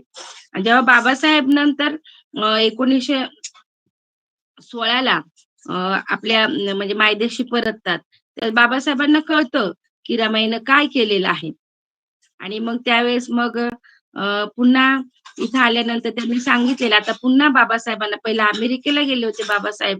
आता पुन्हा ते लंडनला बॅरिस्टर होण्यासाठी जाणार आहेत. आणि त्यावेळेस मात्र बाबासाहेबांनी सांगितलेलं आहे, तुम्ही ते लाकूड फाटा, गवऱ्या गोळा करणं, लाकडं-बिकडं असलं काही काम करू नका. हे पैसे त्यांनी ठेवलेले आहेत घरामध्ये. आणि मग सांगितलेलं आहे, की बाबा तुम्ही असली काही कामं करू नका. तुमची तुमची काळजी घ्या. आणि पण ह्यावेळेस सुद्धा ज्यावेळेस बाबासाहेब लंडनला जातात, त्यावेळेस रमाईनं अंथरूण धरलेलं आहे. आणि रमाईनं अंथरूण धरल्यानंतर ज्या लक्ष्मीबाई आहेत, त्या लक्ष्मीबाई त्यांची समजूत काढत असतात, की तुम्ही कशाला आजारी पडल्या? एवढा बलदंड देहाचा जरी तो पुरुष असला, किती जरी हे असला, हुशार असला, एवढा हे असला, एवढा जरी अ, य आर्दंड म्हणजे शरीर जे भक्कम शरीरयष्टी जरी असली, तरी पण त्यांच्या मनामध्ये तुमच्याविषयी किती प्रेम आहे हे मला माहिती आहे. तुम्ही जर असं आजारी पडलात, तर ते सुद्धा त्यांना सुद्धा तुमचा त्रास होईल. त्यांना सुद्धा तुमची काळजी वाटेल. तर तुम्ही असं काही आजारी पडू नका. अशा लक्ष्मीबाई मोठ्या बहिणीप्रमाणे त्यांना समजून सांगत असतात. असं छान असं हे कुटुंब चाललेलं आहे आणि मग नंतर यावेळेस सुद्धा काय आहे, की 1920 ते 1923 बाबासाहेब हे लंडनला गेलेले आहेत आणि ह्यावेळेस सुद्धा यांची वाताहत झालेली आहे. आता हे जात असताना बाबासाहेबांनी काही पैसे म्हणजे एक 7,500-8,000 इतर रमाईला दिलेले आहेत आणि यावेळेस गंगाधर आहे. गंगाधर आजारी पडतो आणि ते डॉक्टर डायस म्हणून आहेत. तर त्यांना बाळाचे औषधोपचार करण्यासाठी सांगितलेलं होतं आणि त्यानुसार ते बाळाचे औषधोपचार करत होते. पण नंतर पैसे संपायला आले आणि पैसे संपायला आल्यानंतर मग आता पैसे कमी पडतायत आणि बाबासाहेबांना रमाईने पत्रातून लिहिलं, की डॉक्टरांना म्हणजे डॉक्टरांनी सांगितलं, की ह्या बाळाला जर व्यवस्थित औषधोपचार झाले नाही, तर हे बाळ वाचणार नाही. आणि त्यावेळेस मग त्यांनी साहेबांना पैसे मागवले. तर त्यावेळेस मग अ, बाबासाहेबांनी तिथून मग परत पत्रातून लिहिलेले, की मीच माझी गुजराण कशी तरी एक वेळचं जेवण करून इथं भागवत आहे. आणि त्यामुळं मी काही देऊ शकत नाही, नाही का? असं जेव्हा सांगितलेलं आहे आणि पत्र इकडं आलं तर त्यांनी ते मनी ऑर्डरने पैसे येतील असं त्यांना वाटलं आणि म्हणले, की आपल्या मुलाबाबतीत तर आपण असं लिहिलेलं आहे आणि ज्यावेळेस पत्र आलेलं आहे त्यावेळेस म्हणले, की बाबासाहेबांनी पत्रातले, "रामू, गंगाधर जात असेल तर त्याला जाऊ दे." शेवटी आपलं भाग्यच समजायचं, की मीच माझी एक वेळची गुजराण कशी तरी भागवते. तर तुम्ही काहीतरी करा. वाटलं तर काय घरामध्ये दागदागिने असतील तर ते मोडा. वाटलंच तर मी तुला ते पुन्हा बनवून देईल, असं बाबासाहेबांनी सांगितलेलं आहे. पण जे काही परिस्थिती आहे त्या परिस्थितीनुसार त्या दवाखान्यात जात होत्या आणि डॉक्टरांना विनवणी करत होत्या, जे काही उधारी आहे, ती तुमची उधारी आम्ही साहेब आल्यानंतर चुकती करू. परंतु या रमाईला बाबासाहेबांनी डॉक्टरांनी हाताला धरून बाहेर काढलेलं आहे आणि काही दिवसानंतर गंगाधर सुद्धा हा सोडून गेलेला आहे. मग असं करता-करता आपल्या सर्वांनाच माहिती आहे, की किती 4 मुलं त्यानंतर इंदू आहे. इंदू पण अशीच नंतर गेलेली आहे. एवढी ही दुःख आणि या मधल्या कालावधीमध्येच, की जे त्यांचे आनंदराव रावाचे जे दीर आहेत, त्यांचा पण मृत्यू झालेला आहे. मध्ये जिजाबाईंचा मृत्यू झालेला आहे. मीरा आत्याचा मृत्यू झालेला आहे. म्हणजे की रमाईनं त्या घरामध्ये जवळ-जवळ 12-13 नुसती मरणं बघितलेली आहेत. आणि हे सगळं जीवन जगत असताना, की आई-वडील तर लहानपणीच गेलेले आहेत आणि तरी पण खंबीरपणे साथ देणारी ही आपली खंबीरपणे साथ त्या देत राहिलेल्या आहेत आणि मधला प्रसंग मी सांगायचं राहून गेलेला आहे. जेव्हा पत्रातून बाबासाहेबांनी सुरुवातीला कळवलं होतं, त्यावेळेस मग त्यांना ते जेव्हा ते पत्र येतं, पत्र त्या वाचतात आणि त्यांनी बाबासाहेबांनी लिहिलेलं आहे, "गंगाधर जात असेल तर जाऊ दे." आणि बाबासाहेबांनी दुसरी जी ओळ आहे, मायनं त्या पहिल्या ओळीची पहिली ओळ सोडून दिलेली आहे आणि दुसऱ्या ओळीचा मायने विचार केलेला आहे, की मी माझ्या हाताने करून इथं खाते आणि साहेब तिथं एक वेळचं जेवण करून थांबतात आणि उपाशी पोटी राहतात आणि पुन्हा या माईनं काय केलेलं काम करायला सुरुवात केलेली आहे आणि पै-पै साठवून ₹13 ची मनी ऑर्डर साहेबांना परदेशात पाठवलेली. म्हणजे असं हे एवढं उतुंग असणारं एवढं की जरी त्या अडाणी असल्या, तरी पण जे काही बाबासाहेबांनी एवढ्या उच्च शिक्षित एवढे 32 डिग्र्या घेतलेले बाबासाहेब आहेत. एवढे विद्वान आहेत, पंडित आहेत. आपण त्यांना एवढं ज्या उपाध्या देतो, त्याचा एक निबंध होईल. तरी सुद्धा जे काही दोघांनी जो संसार करत असताना, जे एकमेकांना समजून घेतलेलं आहे, हे फार मोठं आहे. आणि ज्यावेळेस असं लिहिलेलं आहे आणि रमाईनं मनी ऑर्डर पाठवली आणि म्हणजे की जेव्हा आताच्या घडीला जर असं कोणी हे करेल, की जर पतीनं जर म्हटलं, की आपलं मूल जातंय तर जाऊ दे, तर आत्ताच्या घडीला काय होईल हे त्याचा आपण हे करू शकतो. पण माय किती त्या माईचा त्याग आहे, तिच्यामध्ये किती सहनशीलता आहे, हे आपल्याला दिसून येतं. बाबासाहेब जरी इथं आले, मायदेशी आल्यानंतर सुद्धा जे प्राध्यापकाची पहिल्या खेपेला त्यांनी प्राध्यापकाची नोकरी स्वीकारली सिडेनहॅम कॉलेजमध्ये आणि तिथं राजीनामा देऊन पुन्हा ते लंडनला गेले होते. आणि असं जेव्हा सुरुवातीला त्यांनी प्राध्यापकाची नोकरी स्वीकारली होती, त्यावेळेस त्यांना ₹450 पगारही मिळत होता. आणि त्यावेळेस जेव्हा त्यांनी ते रमाईच्या हातावर दिला आणि त्यावेळेस ते ते काय झालं, की रमाईनं जे नंदाबाळांना साड्या घेतल्या, जाऊबाईंना साडी घेतली, जाऊबाईच्या मुलाला कपडे घेतले आणि मग झालं इकडून-तिकडं 10-12 दिवस झाले नाही, तोपर्यंत पुन्हा साहेबांना पैशाची मागणी केली होती आणि त्यावेळेस साहेबांनी सांगितलं, की "रामू, हा पैसा उधळण्यासाठी नाही, मला पुन्हा शिकायला जायचंय आणि त्यासाठी आपण पै-पै साठवली पाहिजे." आणि त्यावेळेस बाबासाहेब फक्त रामूला एक समजा की ₹50 दर महिन्यासाठी देऊ करत होते आणि त्याच्यातून सुद्धा की पै-पै त्या मागं ठेवत होत्या. म्हणजे की काटकसरी नाही. त्याच्यामध्ये कंजूसपणा नाहीये, काटकसर आहे आणि काटकसर करून त्यांनी हे काय केलेलं आपलं जीवन चालवलेलं आपल्याला दिसून येतं आणि मग नंतर आता बाबासाहेब 24च्या ह्याच्यामध्ये जेव्हा 23ला जेव्हा परत येतात मायदेशी आणि पुन्हा इथं राहायला लागल्यानंतर आता चांगलं चाललेलं आहे. बाबासाहेब आता वकिलीचं व्यवसाय करायला लागलेले आहेत आणि आता सगळं व्यवस्थित चाललेलं असताना सुद्धा की जे काही आहे की रमाई आता पुन्हा म्हणजे 5व्यांदा आता रमाई आई होणार आहेत आणि 15 जून 1924ला रमाईला पुत्ररत्न प्राप्त होतं आणि त्याचं नाव राजरत्न ठेवलं जातं आणि हा राजरत्न छान, गोंडस, गोरा-गोमटा आणि साहेबांसारखा दिसणारा असतो आणि ह्याच्यावर दोघांचं एक खूप प्रेम असतं. आणि मग आता असं वाटतंय की सगळं व्यवस्थित चाललेलं आहे. असं चाललेलं असतं आणि अशामध्येच काय होतं, हा राजरत्न सुद्धा पुन्हा आजारी पडतो. राजरत्नला न्यूमोनिया होतो आणि तो काही कळून येत नाही आणि अशामध्ये सुद्धा मग काय होतं, की राजरत्नला दवाखान्यात घेऊन जातात आणि शंकर मामा आहे इथं हा, की ते पण बाळाकडे लक्ष देतात. सगळे हे करत असतात. पण शेवटी हे प्रश्न निरुत्तरित आहेत, की असं का झालं? कारण आपल्याला हे दिसून येतं सगळं, की रमाईची जी वाताहत झाली. जे काही भरण-पोषण मिळायला पाहिजे होतं, ते भरण-पोषण मिळालेलं नाही. कधी उडदाची डाळ भिजवली, ती तशी कच्ची चावून खाल्ली. कधी असेल भाकरी तर असेल, नाहीतर मग अर्ध्या 1 3 भाकरी केल्या, तर मुलांना दिल्या गेल्या. एका एका मुलाला एक समजा, की गंगाधरला 1 दिली, यशवंताला 1 दिली आणि 1 भाकरी आहे, या तिघींनी वाटून खाल्ली, की ती गौरा, लक्ष्मीबाई आणि रमाई. यांनी असं म्हणजे कधी असेल कालवण तर असलं, नाहीतर कोरडाच भात, त्याच्यावर मसाला, असं ते हे केलेलं आहे. त्यामुळे रमाईची प्रकृती ही दिवसेंदिवस कशी क्षीण होत गेलेली अशी दिसून आलेली आहे. आणि ज्यावेळेस की बाळाला जे आईकडून मिळायला पाहिजे ते मिळालं गेलं नाही आणि त्यामुळं उपजतच बाळं ही कुपोषित जन्माला आली आणि त्यामुळे ही बाळं काही दिवसांमध्येच मृत्युमुखी पडलेली दिसून येतात.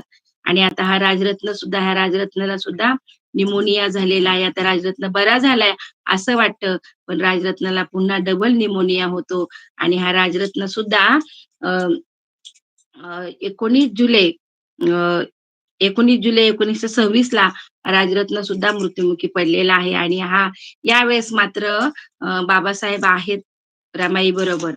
आणि मग आपल्या सर्वांनाच माहिती आहे, की बाबासाहेबांनी कसा हंबरडा फोडला आणि ह्या ह्या बाळाचं सुद्धा जाणं झालेलं आहे. आणि मग हे सगळं बघत असताना आता रमाई सुद्धा आजारी पडलेल्या आहेत. रमाईला पण त्रास होतोय आणि डॉक्टरांना बोलवलेलं आहे. मग घरी डॉक्टर आलेले आहेत आणि मग त्यावेळेस डॉक्टर बाबासाहेबांना म्हणतात, "मिस्टर आंबेडकर, तुमच्या मिसेस काय उपवासच धरतात का काय? ह्या काय खातात का नाही?" असं ते म्हणतात. कारण आता बाबासाहेबांच्या इकडे सगळं कामं चाललेली आहेत. 14 ताळ्याचा सत्याग्रह आहे. अ, काळाराम मंदिराचा सत्याग्रह आहे आणि सारखं कुठे ना कुठेतरी हे सगळीकडे जिकडे भाषणं आहेत, बाबासाहेबांना येणाऱ्या धमक्या आहेत, बाबासाहेबांना धमक्याची पत्र येणारी आहेत, बाबासाहेबांना मारण्यासाठी येणारे लोकं, ह्या सगळ्या ज्या गोष्टी रमाई बघत होत्या, त्यावेळेस त्या रमाई आतून खचून जात होत्या. बाबासाहेबांची काळजी करत होत्या. आता मग एवढं सगळं हे करत असताना बाबासाहेबांना काय केलेलं आहे, डॉक्टरांनी बाजूला घेतलेलं आहे आणि त्यांना सांगितलेलं आहे, की "मिस्टर आंबेडकर, आता तुमच्या पत्नी आई होण्यासाठी सक्षम नाहीयेत, तर तुम्ही काळजी घ्या." आणि तेव्हा सांगितल्यानंतर काय केलेलं आहे बाबासाहेबांनी संन्यास वृत्ती रमाईपासून हे केलेली आहे. अलिप्त राहायला लागलेल्या आहेत आणि त्यावेळेस रमाईला काळजी वाटू लागलेली. आता रमाईला वाटतं, त्या म्हणतात त्यांना असं वाटत असतं, की आता साहेबांचं माझ्यावरचं प्रेम कमी झालं. असं आणि मग ज्यावेळेस हे बाळ पण आजारी पडलं, हे बाळ गेलं आणि त्यानंतर बाबासाहेब सुद्धा आजारी पडलेले आहेत आणि मग बाबासाहेब जरी रमाईला बोलत नाहीत, रमाईजवळ रमाईकडे बघत नाहीत, तासनतास ते ऑफिसमध्ये बसतायत, घरी येत नाहीत. जो डबा घेऊन गेलेले आहेत, तर डबा परत येतो. मग एक दिवशी काय होतं, की रमाई स्वतःच ऑफिसमध्ये जातात आणि बाबासाहेबांना ताप आलेला आहे. बाबासाहेबांना पण निमोनिया झालेला आणि आई-साहेब आले म्हणताना कार्यकर्ते सगळे बाजूला होतात आणि मग त्या बाबासाहेबांच्या कपाळाला हात लावतात. आपल्या साहेबांच्या कपाळाला हात लावल्यानंतर साहेब त्यांना त्यांचा हात झिटकारतात. "तू कशाला आली इथं?" असं ते म्हणतात आणि त्यावेळेस त्यांना खूप दुःख होतं. घरी येतात आणि ढसढसून रडत असतात.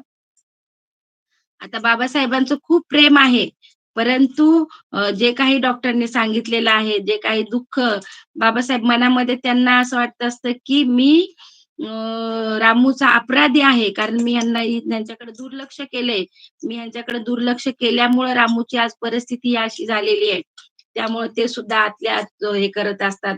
आपल्याला स्वतःला अपराधीची भावना त्यांच्या मनामध्ये आहे आणि मग पण ते बोलून दाखवत नाहीत अगोदर. मग असं झालेलं आहे. आणि मग आता बाबासाहेबांना इकडं गोलमेज परिषदेला जायचं आहे. 1932 चा हे आहे साल आहे आणि अशा वेळेस जे वराळे मामा आहेत, जे धारवाडला मुलांचं वसतिगृह चालवत असतात आणि मग हवा पालटासाठी मग ते म्हणतात, वराळे मामा म्हणतात, की "साहेब आपण जर आता परिषदेसाठी आता विलायतेला चाललात, तर मग मी आई-साहेबांना माझ्याकडे घेऊन जातो आणि त्यानुसार मग बाबासाहेबांनी होय म्हणून सांगितलेलं आहे आणि त्याच वेळेस यशवंताला आणि रमाईला इकडं वराळे मामांनी धारवाडला नेलेलं आहे. आता धारवाडला गेल्यानंतर तिथं ते वसतिगृह चालवत असतात. लहान-लहान मुलं ग्राउंडवर खेळायला येत असतात आणि रमाई त्या मुलांच्या मध्ये आपल्या मुलांना बघत असतात. जेव्हा त्या मुलांना खेळताना बघत असतात, तेव्हा त्यांना असं वाटत असतं, माझा रमेश असता तर आता एवढा असता, माझी इंदू असती तर आता एवढी असती, माझा गंगाधर असता तर एवढा असता. असं त्या मुलांना ते बघत असतात. माझा राजरतन असता तर एवढा असता. त्या मुलांच्या मध्ये त्या बघत असतात. 2-4 दिवस झाले, की आता ही मुलं काय 2 दिवस उलटून गेले, मुलं का खेळायला नाहीत आली? म्हणून त्या बळवंत वराळे मामांना त्या विचारतात, की इथं जे रोजचं मुलांचा जो मुलं खेळायला येतात, मुलांचा इथं किलबिलाट आवाज ऐकायला येतो. आज हा नाहीये इथं. का 2-3 दिवस झाले मी बघते, मुलं खेळायला नाही आली. त्यावेळेस मग ते त्यांच्या नजरेला नजर देत नाहीत वराळे मामा. वराळे मामा आपली नजर खाली घालून हे करतात आणि म्हणतात, की "आई-साहेब, मुलांना जो दाना-गोटा येत असतो, मुलांना जे त्यांचं जे जेवण-खाणं बनत असतं, तर ते आलेलं नाही. ते जे अनुदान आलेलं नाही आणि अनुदान आलेलं नसल्यामुळं मुलं उपाशी आहेत. माहीत नाही कदाचित अजून 2-3 दिवस लागतील. त्यामुळं उपाशी मुलं कशी ग्राउंडवर खेळायला येतील?" आणि त्या म्हणतात, "मग थांबा." थांबा म्हणतात आणि मग रूममध्ये जातात आणि आपला दागिन्याचा डबा ते घेऊन येतात बाहेर आणि ते वराळे मामांच्या पुढे हे करतात आणि मग त्या मामा म्हणतात, की नाही म्हणतात ते मागे सरकतात. नाही साहेबांना जर कळलं तर? पण त्याच वेळेस मोठ्या आवाजामध्ये आवाज चढवून रमाई म्हणतात, "हवं तर साहेबांचा आदेश समजा." आणि असं म्हणून म्हणतात, "हे दागिने मोडा, तोडा, काही पण करा, पण ह्या मुलांना खाण्यासाठी वस्तू घेऊन या." आणि मग ते वराळे मामा काय करतात, आता ते दागिने काय करतात ते काय घाण ठेवले जात असतील किंवा मोडले जात असतील जे काय आहे ते आणि मग मुलांना खाण्यासाठी वस्तू घेऊन येतात. मग धान्य वगैरे जे काही स्वयंपाक करायचंय आपल्याला भाजीपाला ते घेऊन येतात. रमाई स्वतः हाताने स्वयंपाक बनवतात आणि त्या मुलांना जेवू वाढतात आणि तेव्हापासून की आपल्या म्हणजे रमा, रमाबाई आणि रामू आणि ह्या आई-साहेब आणि पुन्हा ह्या अशा ह्याच्यामध्ये त्यांना मग रमाई म्हटलं जातं, की आपले जे दागिने आहेत, दागिने घाण ठेवून, दागिने मोडून-तोडून दुसऱ्यांच्या लेकरांना खाऊ घालणं. खऱ्या अर्थाने आपण सगळेजण म्हणतो, की बाबासाहेबांनी रमाईच्या निर्वाणानंतर, रमाई गेल्यानंतर बाबासाहेबांनी बुद्ध धर्माचा स्वीकार केलाय. रमाई या खऱ्या अर्थाने बुद्ध धम्म जगलेल्या रमाई आपल्याला दिसून येतात.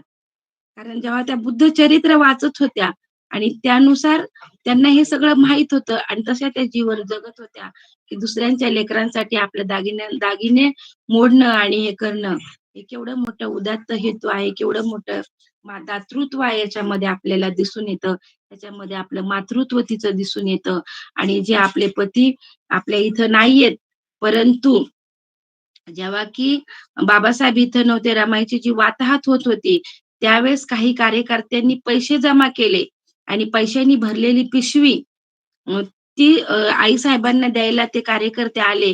त्यावेळेस स्वाभिमानी रमाई, स्वाभिमानी पतीची पत्नी, ते स्वाभिमानाने त्यांनी नाकारलेले आहे. त्या म्हणाल्या, की "ह्या पैशाची मला गरज नाही. ज्यांना गरज आहे त्यांना तुम्ही ते पैसे द्या." अशा स्वाभिमानी होत्या त्या आणि एवढा सगळा त्याग होता त्यांचा, की अ, काही जरी असलं, किती जरी त्रास होत असला, स्वतःला काही कष्ट पडले तरी पडोत. पण इतरांना त्यांना सुखी बघायचं, इतरांना आनंदी बघायचं होतं. जरी बाबासाहेब एवढं सगळं करत असताना ज्यावेळेस ह्याच वेळेस राजगृहाचं बांधकाम चालू होतं आणि मग राजघराचं बांधकाम झाल्यानंतर 1934 ला ते राजघरामध्ये जेव्हा त्या आल्या, पुन्हा तर राजघराच्या इथं जेव्हा की बाबासाहेबांना जे लोकं भेटायला येत होते, तर थोडक्यात ते ह्याचं काम करतो आपण असिस्टंट म्हणतो. तशा पद्धतीनं त्यांनी ते काम केलेलं दिसून येतं. त्या राजघराच्या दाराशी बसायच्या आणि साहेबांना मग ते कोणी भेटायला येतं, त्याचं नाव लिहिणं, कुठून आलात, त्यांचा पत्ता लिहिणं, कुठल्या कामासाठी आलात ते लिहिणं, परत कधी येणार आहात ते लिहिणं, हे सगळं त्या करत होत्या आणि अशा ह्या रमाई की ज्यांनी की एवढं 4-4 मुलं जरी गेली तरी त्या तिथं बाबासाहेबांना साथ दिलेली आहे. बाबासाहेबांना म्हणतात, की जेव्हा राजरतन गेलेला आहे आणि बाबासाहेबांना खूप दुःख झालेलं आहे, तेव्हा बाबासाहेब स्वतःला कोंडून घेतात. त्यावेळेस मग म्हणतात, की "साहेब, तुम्ही जर असं हे करत असाल, तर तुम्हीच मला सांगितलं होतं ना, की जग हे म्हणजे की हे सगळं अनित्य आहे. हां, आणि मग तुम्ही जर असं केलं, तर मग कसं व्हायचं?" मग बाबासाहेबांना त्या दुःखातून त्यांनी बाहेर काढलेलं आहे, खऱ्या अर्थानं रमाईनं. आणि ह्या रमाईनं जे आपल्याला जे सगळं सोसलं, सगळं एवढं सोसलेलं आहे. आणि मग जेव्हा या राजघरात आल्यानंतर हळू-हळू रमाई खूप आजारी पडलेल्या आहेत आणि खूप आजारी पडल्यानंतर मेच्या महिन्यामध्ये खूप ऊन आहे आणि अशामध्ये त्यांना खूप असं की आता एवढ्या क्षीण झालेल्या आहेत, एवढ्या आजारी पडले, त्यांना पाणी पण जात नाहीये. आणि शंकर जे त्यांचा भाऊ आहे, अ, तो अ, बाबासाहेबांना सांगायला जातो, की आता ताई पाणी पण घेत नाही. ताई खूप आजारी पडलेली आहे, आजारी झालेली आहे. आणि मग लक्ष्मीबाई, यशवंत, त्याच्यामध्येच यशवंत जो की लक्ष्मीबाईंचा मुलगा आहे गंगाधर, हा पण मृत्युमुखी पडलेला आहे. तर त्यानंतर म्हणजे की एवढं सगळं दुःख त्यांनी पचवलेलं आहे. लक्ष्मीबाईंना चांगली साथ दिलेली आहे त्यांनी. आणि जेव्हा आता शेवटी स्वतः रमाईच आजारी पडलेल्या आहेत आणि आता बाबासाहेब ऑफिसमधून आलेले आहेत, संध्याकाळची वेळ आहे. आणि बाबासाहेबांनी ते बघितलेलं आहे, की रामू पाणी पण पीत नाहीये. रामू डोळे नीट उघडत नाहीये. आणि मग त्यावेळेस बाबासाहेबांनी रमाईचे मुंडकं आपल्या मांडीवर घेतलेलं आहे. आणि अशा वेळेस, की ज्यावेळेस रमाईला खूप बोलायचंय, पण ती बोलू शकत नाही. आणि आता साहेबांचं म्हणजे की साहेबांच्या पण डोळ्यातून पाणी वाहत आहे. साहेबांच्या डोळ्यातलं पाणी रमाईच्या चेहऱ्यावर पडत आहे. आणि खूप बोलायची इच्छा आहे. खूप सांगायचंय, की "साहेब, तुमच्यानंतर आम्ही काय जीवन जगलोत? आम्ही कसं जीवन जगलोत? मुलांचं दुःख, मुलांचं ज्यावेळेस जाणं झालं, त्यावेळेस तुम्हाला आम्ही कसं आठवलं? आम्ही किती रडलो? आम्ही काय केलो? आम्ही कसं उपाशी राहिलो? गंगाधर कसा गेला? गंगाधर गेला तर गंगाधरला तुम्ही पाहिलं नव्हतं. किती सांगायचं होतं. आई-वडील, आई-वडिलांच्या विना आम्ही अनाथ झालेली लेकरं. आमच्या काका-मामांनी आम्हाला चांगलं सांभाळलं. लग्न झाल्यानंतर रामजी बाबांनं मला बापाचं प्रेम दिलंय. सगळं की सगळं सांगायचंय, खूप बोलायचंय, खूप सांगायचंय. 28 वर्षाचा संसार आहे, सगळा दुःखात गेलेला हा संसार आहे. खूप सांगण्यासाठी आहे. पण आता रमाईला बोलता येत नाही. रमाई मनातली मनात हे सगळं करत आहे. अ, आणि खूप असं वाटतंय. आणि बाबासाहेब म्हणतात, की "नाही रामू, आता तू जाऊ नको. आता आपले कुठे चांगले दिवस आलेले आहेत आणि तू एवढ्या सगळ्याला तोंड दिलेलं आहे. एवढ्या सगळ्यांना धीराने तोंड दिलेलं आहे. तू आतापर्यंत एवढं मी इथं नव्हतो, त्यावेळेस तू 4-4 मुलं आपली एवढी गेलेली आहेत आणि तू मला आधार दिलेला आहे. तू मला धीर दिलेला आहे. हं. माझे वडील गेले, माझ्या आत्या गेल्या, माझी आई गेली, माझा भाऊ गेला, माझ्या भावाचा मुलगा गेला. त्या सगळ्यांच्या वेळेस तू उभी राहिलेली आहे. तू सगळ्यांना साथ दिलेली आहे. राजरतन गेला, मी बघितलं हे दुःख किती होतं. पण तू मला याच्यातून बाहेर काढलेलं आहे. रामू, तू जाऊ शकत नाही रामू, तू जाऊ नको." आणि हे सगळं बाबासाहेब म्हणतात, की "मी मी तुझा अपराधी आहे रामू. मी तुझ्यासाठी काही करू शकलो नाही. रामू, मी कुटुंबासाठी काही करू शकलो नाही. मी आपल्या मुलाला वाचवू शकलो नाही." हे बाबासाहेब म्हणत आहेत. आणि बाबासाहेबांच्या डोळ्यातून जे अश्रू वाहत आहेत आणि त्या अश्रूंनी रमाईची अंघोळ होत आहे. रमाई मनातल्या मनात म्हणत आहे, की मला मला आता दुसऱ्या पाण्याची गरज नाही, दुसऱ्या अंघोळीची गरज नाही. मी आता धन्य झाले. साहेब, जेव्हा आपल्याशी माझं लग्न झालं, त्यावेळेसच मी भरून पावले. त्यावेळेसच मी धन्य झालेली आहे. मला आता कशाचीच गरज नाही. मला कुठलंच कशाची गरज नाही. मला कुठलंच सुख नाही. आपल्या मांडीवर माझं डोकं आहे. हे माझ्यासाठी खूप मोठं आहे. आणि आता खूप बोलायचंय, खूप सांगायचंय. आणि रामूला असं वाटतं, की आपल्या साहेबांचे डोळे पुसावेत. आणि त्यावेळेस रामू आपला हात वर उचलायला जाते आणि रामूचा हात खाली गळून पडतो. बाबासाहेब खूप मोठा हंबरडा फोडतात. एवढा मोठा हंबरडा फोडतात, की शेजारी उभ्या असलेल्या माणसांच्या कानठळ्या बसाव्यात. एवढा मोठा हंबरडा बाबासाहेबांनी फोडलेला आहे. यशवंत रडतोय, "लक्ष्मीबाई, बाई, ताई, ताई म्हणून रडतायत. यशवंत आई, आई म्हणून रडतोय. तो बाहेर एवढी प्रचंड गर्दी झालेली आहे. 9 कोटींची माय, 9 कोटी जनता इथं अनाथ झालेली आहे. आणि बाबासाहेब हंबरडा फोडून रडतायत, धाय मोकलून रडतायत. एवढा मोठा प्रकांड पंडित, विश्वरत्न, विश्वभूषण, ज्ञानाचा अथांग महासागर, ज्ञानसूर्य एवढा मोठा जरी असला, तरी तो आता धाय मोकलून रडत आहे. आणि मग सगळीकडं रमाईला रमाईच्या अंतिम संस्काराची रमाई गेल्याची बातमी कळलेली आहे, आईसाहेब गेल्याची बातमी कळलेली आहे आणि अंतिम संस्काराची तयारी सुरू झालेली आहे. तोपर्यंत सकाळचे 9 वाजलेले आहेत. सगळीकडे गर्दी आहे आणि मग रमाईचा अंतिम संस्कार केल्यानंतर बाबासाहेब खूप असे दुःखी कष्टी झालेले आहेत आणि बाबासाहेबांनी स्वतःचं मुंडन केलेलं आहे आणि स्वतःला कोंडून घेतलेलं आहे.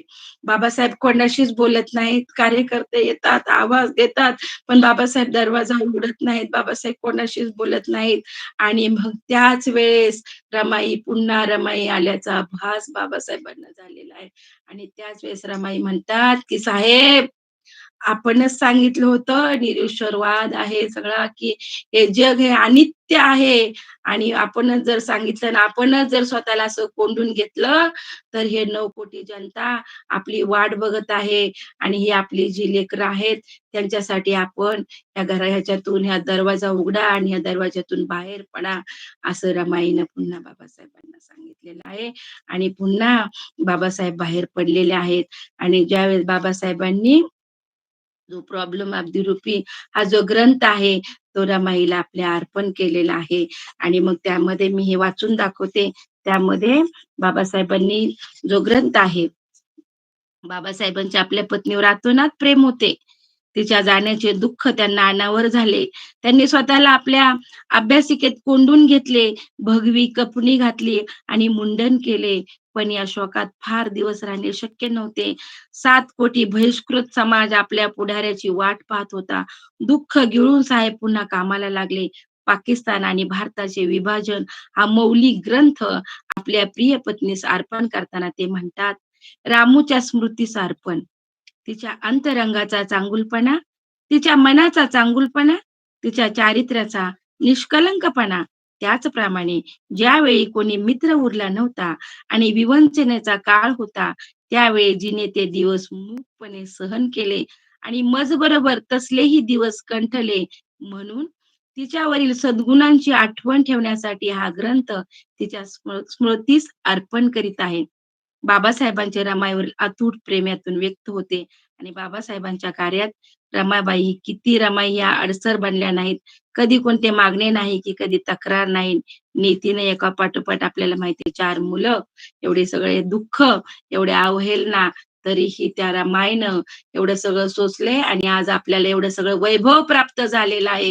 हे वैभव असंच नाही, काहीतरी मिळवायचं म्हणलं तर गाडून घ्यावं लागतं. कुणाच्या तरी घराची राख रांगोळी, संसाराची राख रांगोळी, 4 मुलं आणि एवढं सगळं दुःख आणि ऐन तारुण्यामध्ये रमाईचं जाणं, तेव्हा कुठं बाबासाहेबांनी आपल्याला जे संविधानाच्या माध्यमातून न्याय, बंधुता, समता, स्वातंत्र्य आणि अभिव्यक्ती स्वातंत्र्य बहाल केलेलं आहे आणि त्याच महामानवानं आपल्याला 14 ऑक्टोबर 1956 ला बुद्ध धर्माच्या झोळीत टाकलेलं आहे आणि म्हणून साठी आपण हे सगळे सोन्यासारखं आता जीवन जगत आहोत आणि ह्याची जाण म्हणून आपण सर्वांनी बाबासाहेबांचं जे कार्य आहे ते पुढे न्यायचं काम करायचं आहे. बुद्ध धर्माचा प्रसाराचं काम करायचं आहे. संविधानिक काम करायचं आहे.